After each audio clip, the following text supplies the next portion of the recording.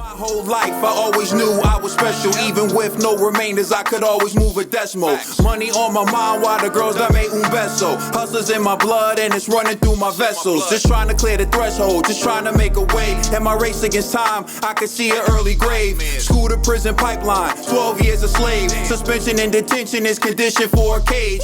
The next topic we're going to discuss on Boxing Bros is Jermell Charlo gives Terence Crawford a vicious warning about moving up to 154. All right, and let's show this video. Now, this video appears courtesy of Last Stand Podcast with Brian Custer. And you know Brian Custer, he covers the fights for Showtime. He has his own podcast. He gets some really great interviews, so subscribe to my man, Brian Custer, when you have the chance. Jermell Charlo was a guest, and he was asked this question, and here's what he had to say. That I want to fight Jermell Charlo, Brian Castagna. Hold on, let me bring this back a little bit. But yes, you alluded to it. But Crawford already said, "Hey, look, Errol's Benz. I've been wanting that fight for the longest. If he don't want to fight me, then I want to fight Jermell Charlo, Brian Castagna winner." What's your take on that? How about he do his best and go fight Earl Spence then? Shut up. Take a little bit less money, be quiet, humble yourself, and fight Earl Spence, a stud.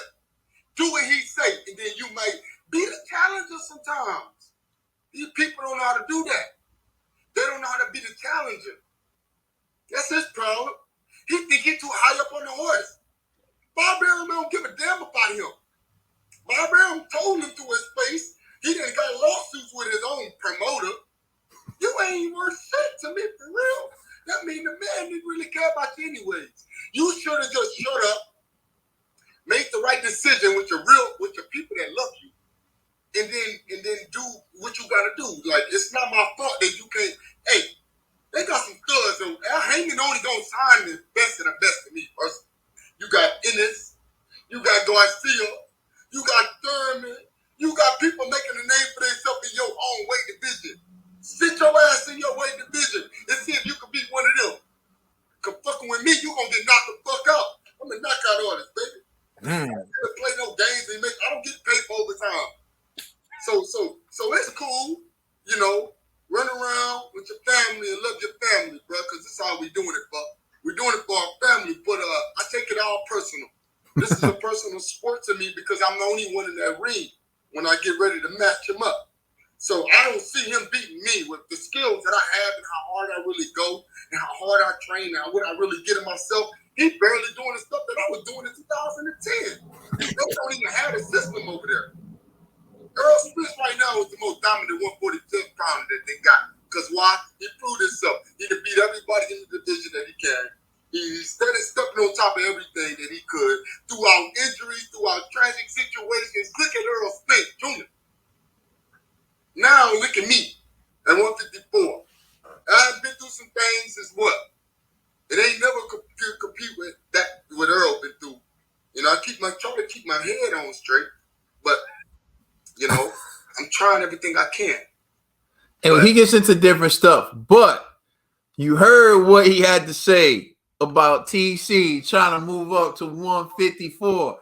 Ned, the TBE. What's your reaction to what my man Jermell had when to say? I started, I thought he was gonna go like, "Boy, I'll beat you up, boy, you don't want no problems with me." I thought it was like you don't want no smoke message. But I agree with. Even though he said that towards the end, like I'm gonna knock out us, I'll knock you out. I agree with Jermell. Like, yo, go do something in your division, make some noise, man. If you want to be the shot caller, take on the people who are at the top. And TC, yo, what are you doing? Like he named you're falling out with Bob Arum. He named how you not taking name the up and comers and how you not fighting none of the guys who's established themselves in the division. But yet you're talking about if you don't want to get the fight with Earl, you're gonna move on up. Man, go ahead and fight Earl. Earl about to go get Ugas. If y'all don't fight in December, that's on you, TC. That's all on you. Be the challenger, like you said, and fight the man, yo. And once you fight the man, you are the man, and you dictate the division. You dictate who you fight, and how your career moves after that. So TC, stop playing P. You feel me? All right, G. Man, you know what's funny about this clip? Jermell actually reminded me of Trill because Trill actually says this almost every weekend. Like sometimes you gotta humble yourself and become the challenger. You know, win and then become the A side. That's essentially what he's saying to TC. You know, it's like, yo, TC coming in here thinking you're the big dog, demanding these high pays and these high paydays, and you're like, oh, if I'm not getting, I'm gonna move up. Man, he's like, yo, stay, yo, you know what I mean?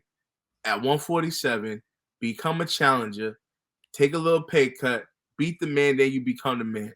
Don't think you just gonna override 147 and come to my division, you know. And I felt him because what else is he supposed to say?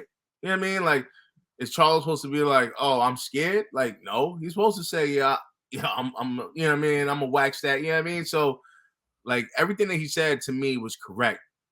I'm just hoping that advice that he gives to TC, he also gives to fellow PBC fighters, you know. And so I thought everything that he said was right and exact, you know. I mean, he tried to show love with they started talking about you're a family man, this, that, and that, but then he went right back to smoke. I thought that was kind of hilarious, man. But Jermell, I actually rocked with what you were saying in that segment. Look, man, I'm going to start off by saying this. To me, Jermell Charlo is the most underrated fighter in boxing. He's the most underrated fighter in boxing. You look at what he did to Erickson Lubin, who's proven to be a good fighter. He beat Austin Trout, right? He lost to Tony Harrison, who's a good fighter, but I had him winning that fight. It was what it was. He went and had the rematch, and he took his belts back. Mm-hmm. Okay. Then he fought Jason Rosario, the Dominican guy who beat J-Rock Williams right after he beat Julian J-Rock Williams. And he stopped that man. Okay, so you got to give him credit for that. That's another quality win. Then he fought Brian Castano, who most of the boxing public didn't respect him. But Brian Castano has victories over Earl Spence Jr. in the amateurs, is undefeated. 4 undisputed. And the fight was a draw. But I actually thought Charlo won that fight.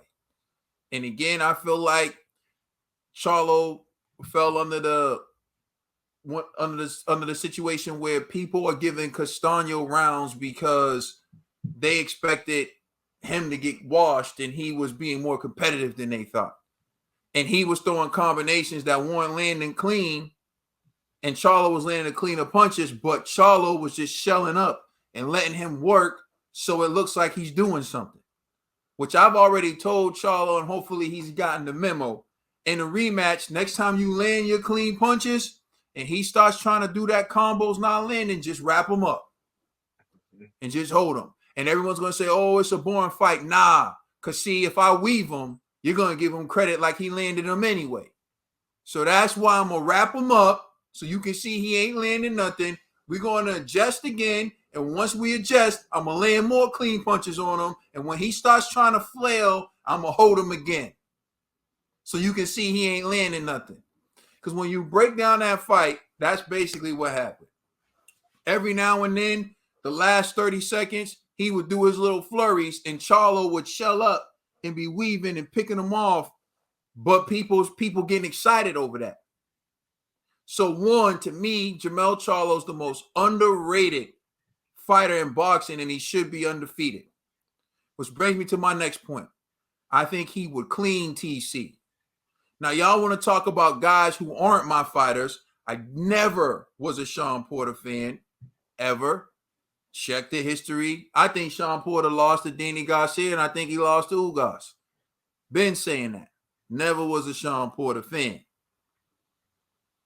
I pick him because the way I am, and you can go to when I picked Danny Garcia to beat Earl Spence. If I'm going to root for a fighter to win, I pick him. Because I don't want to be one of those hedges who's like, oh, I'm rooting for this person, but I'm picking that person. To me, I don't like that. That's like, yo, if I'm rooting for you, I'm going to pick you. Huh? You should be Ned. I slipped up. You should be Ned. I'm not one of those people. For me, if I'm going to root for the fighter, I'm going to pick the fighter. You know what I mean? I'm not trying to act like I got the perfect prediction record. I don't care about none of that. So, but what I will say is Jermell is a fighter who I respect, who I think is highly underrated in the sport of boxing, and that is my guy, and I would be picking him. Not because I'm rooting for him. I would be picking him because I think he would stop Terence Crawford. And I don't think Terence Crawford would really move up to 154 to fight him. I think if Castaño wins, TC would move up because he understands where Charlo's going wrong. Charlo got too much ego to hold. Charlo got too much ego to do that. All you got to do with this guy is throw straight punches. You don't even need to throw a hook unless it's to the body. All you got to do is boom, boom, boom, boom, boom, hold him, readjust, jab him, straight right, hold him. That's all you got to do to beat this guy. It's not going to be the most pretty fight in the world, but that's all you got to do. And TC know that. He knows he can do that to Castaño, but with Charlo, it's a different ball game. So I believe his warning is real. He's saying like, yo, this guy could come up here, and you got to look at the level of opposition that TC faced and compare it to the level of opposition that Jermell Charlo has faced. Jermell Charlo has faced better fighters, taller fighters, good boxers, hard punchers. Jermell has faced them all. Erickson Lubin is a slick fighter, good boxer. This dude took him out in one round with a clean shot. I ain't never seen TC do anything like that in his entire career. For real. So his warning is real. His advice is sound. Because I hear people talking like, I'm not trying to put people on blast, but I hear like people talking like, oh, you know, they got money to make Caleb Plant and Benavidez, but they couldn't make Spence and TC. Yeah, because TC don't sell. Does that not register? TC don't sell. How many people need to tell you that before it registers? Bob Arum done already told you he lost money on him. When TC was with Bob Arum, Eddie Hearn said, oh, I would love to sign him. Leave him and come to me until it was time for him to sign him. And then you see Eddie Hearn on a radio station like, I just want him to have sensible numbers. Just have sensible numbers. People have what they think they're worth and what their team think they're worth, but we know the numbers. So the guy who people praise, Eddie Hearn, because people don't like Bob Arum. So Bob Arum's a snake. Okay, cool. The snake was lying on TC. But now the beloved Eddie Hearn is saying he's not sensible. And you heard Tim Smith from PBC said he wants too much money. There's no money in a fight with him. He don't sell no pay-per-views. How many people must tell you the same thing before it registers as the truth? David Benavidez versus Caleb Plant will make money. It will generate money. You invest more money in something that's going to bring you back more money, right? Is that not a logical explanation? If not, forget it. That's whatever, forget it. Like I said, arguments based on fallacy, I can't deal with it. Just base it off of like what's real. If he humbled himself and asked for less money, then the fight could be made. If he humbled himself and asked for less money, he might be signed by Eddie Hearn right now. Another thing Eddie Hearn said, I don't have the fighters for him.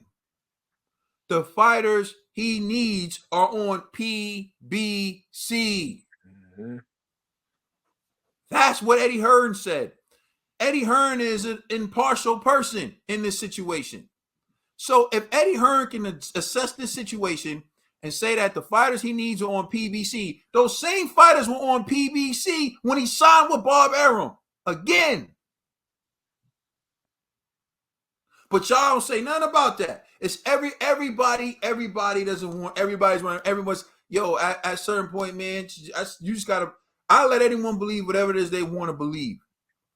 But I'll say this, if you're telling me that Jermell Charlo is afraid of TC, you really have to look in your mirror and be like, yo, I'm biased as hell.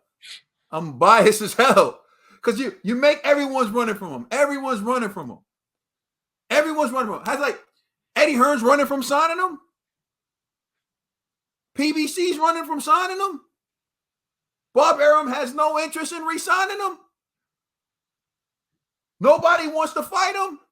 Because everyone's afraid of him, right? He's so great, no one wants to be associated with him. What sense does that make?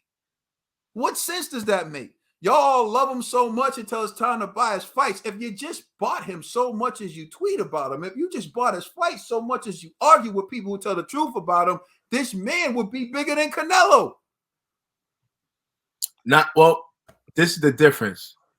TC fans do support him. The problem is only diehard fans support TC. TC needs to build his casual fan base, which he does not do. Again, we're talking in circles, but to go what Jermell Charlo said, and this is the first fighter who said what he said to TC and laid it out that I believe will beat his ass. And I'm very excited about it because this fight happens, and if TC doesn't get the fight with Errol Spence because he won't humble himself, we'll see if he'll humble himself to fight Jermell, because he may think he's the A side with Jermell. You know what I'm saying? He might go in there thinking he's the A side with Jermell too. Like, look what I did at 140. I was undisputed at 140. And Jermell's going to be like, I'm currently undisputed at junior middleweight. What have you done in my division? Exactly. You know what I mean? So I don't know. I saw this to say, look, if this fight happens, then y'all come see me. Because finally we got a fight where I don't believe your boy TC is going to win. Not because I'm rooting for the fighter he's facing, but because realistically, stylistically, and boxing-wise, I genuinely don't believe he can win the fight. All right. Thank you for watching. Please like, share, and subscribe. You can follow us on Instagram and Twitter, and please check out our podcast on all major streaming services. We are the Boxing Bros.